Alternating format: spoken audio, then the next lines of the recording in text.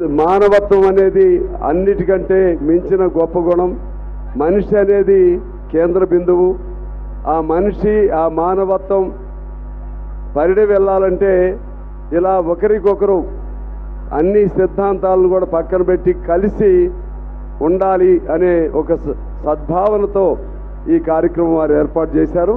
అందువలన ఇందులో కాంగ్రెస్ వారు వచ్చారు, బీజేపీ వారు వచ్చారు, అదే టీఆర్ఎస్, అలాగే సిపిఐగా మేము కూడా, కమ్యూనిస్ట్ పార్టీగా మేము కూడా రావటం జరిగింది.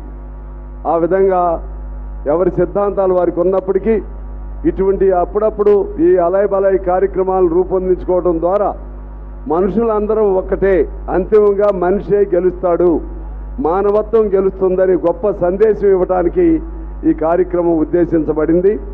ఈ కార్యక్రమానికి నన్ను, నాతో పాటు మా కేంద్ర పార్టీ నాయకులు నారాయణ గారు, అజీజ్ పాషా గారు, ఇంకా మమ్మల్ని అందరినీ ఆహ్వానించినందుకు బండారు దత్తాత్రేయ గారికి, వారి కుమార్తె విజయలక్ష్మి గారికి హృదయపూర్వకంగా కృతజ్ఞతలు, అభినందనలు తెలియజేస్తూ నమస్కారం.